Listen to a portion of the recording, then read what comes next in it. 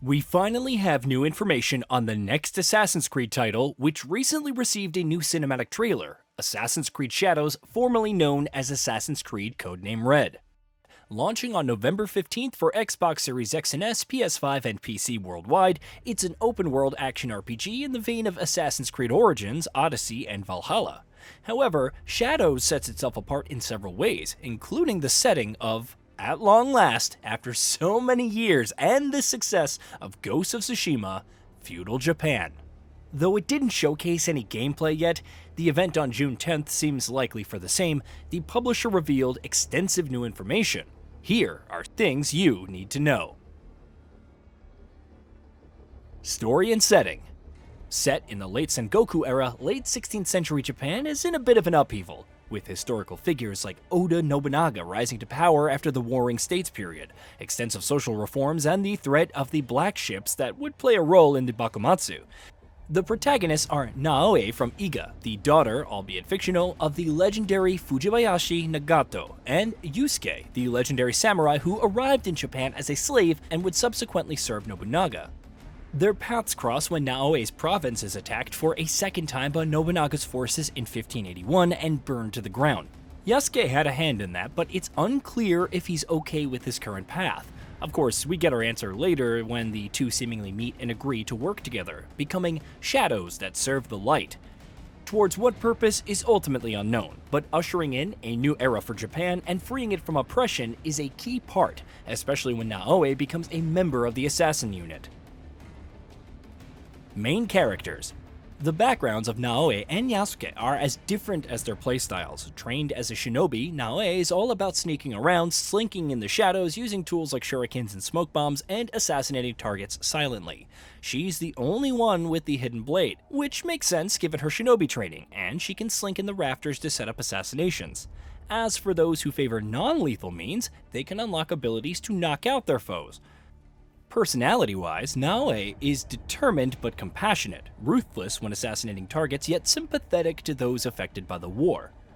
Yasuke, on the other hand, is all about upfront brutality. He wields heavier weapons like Kanabo, the spiked club seen in the cinematic trailer, and Naginata, while also being proficient with the katana and bows. Blocking and parrying are also important, especially since the latter can break enemy armor, per IGN's preview, and open up foes for more attacks. You can even execute deadly finishers, outright decapitating some foes. Yasuke's personality is shrouded in mystery, but his rise through the ranks of Nobunaga's administration presents a unique tale. He also seems to have some link to the assassins, though that won't be revealed anytime soon. While Yasuke favors a more action-oriented approach, Naoe can defend herself with katana and even a kasuragama. It does sound like the former is more equipped for longer battles, while the latter favors more hit-and-run tactics and subterfuge. Seamless switching. While it's a given that you can control both characters throughout the experience, Assassin's Creed Shadows allows for seamless switching between them. Though you have to complete some of their personal quests, it's mostly your choice which one to control. And producer Carl Onay even confirmed that you can switch between them for different objectives. That's the beauty, because during a quest there are several steps and you're going to go from one place to another. You want to have this autonomy and agency to choose how you want to play the setup, he told IGN. It's also worth noting that each character has unique skills, gears, and progressions independent of each other. As you progress, you earn skill points, though how these come into play compared to other games in the genre is unknown.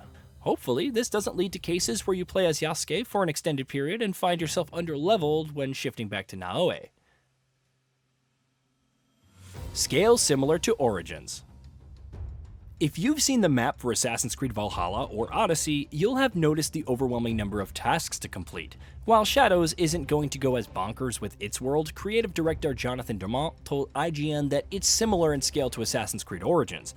He also noted that it's a much closer to real-life scale ratio. So, because castles took a lot of space and we really wanted the mountains to feel like mountains, we made the environments feel wider in the game. But I would say around the same size as Origins. Origins is still a pretty hefty experience, especially if you go for full completion, so how big the Shadows experience will be in comparison should be interesting. Full dynamic lighting system. Further emphasizing the stealth aspect, the developer has implemented a fully dynamic lighting system. Considering different light sources, whether it's the sun or lanterns when sneaking about, is thus essential.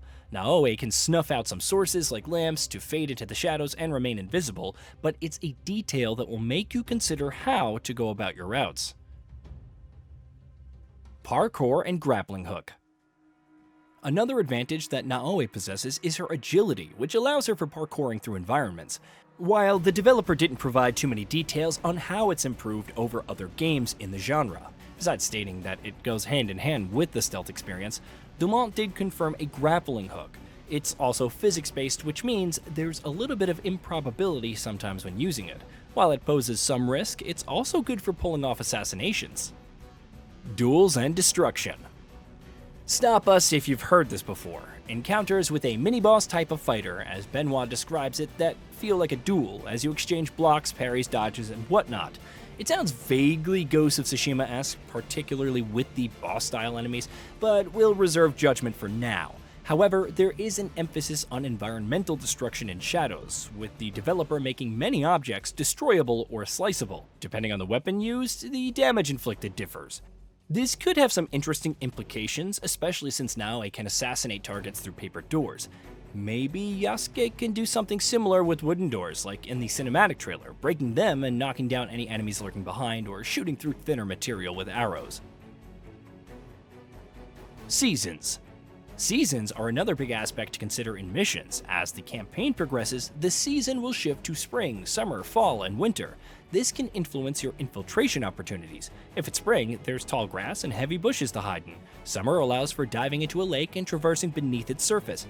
However, those won't be available in winter, and there are other risks like icicles falling, exposing your location to nearby enemies. It isn't to say that the season has no advantages. The visibility is lower, likely due to fog, and enemies prefer to stay near warmer areas, leaving the colder ones relatively safe to travel through. Interestingly, it does seem like you can play open world quests in different seasons. Art director Thierry Danciero told IGN it might happen that you will play a quest in autumn and I will play the same quest and I'm going to be in summer. So that's up to the system and the way that you play the game. Certain quests may persist throughout the campaign even as the season changes. Depending on the objectives, some side quests may be easier to complete in specific seasons than others. Time will tell though. Assassinating targets.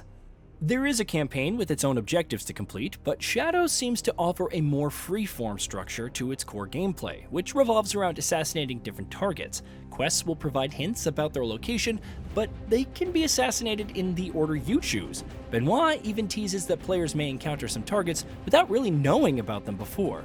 Dumas also believes players will enjoy some of the variety that we try to put in our targets, and how there are options to be able to take them down and having some negatives and sometimes some surprises. Exploration.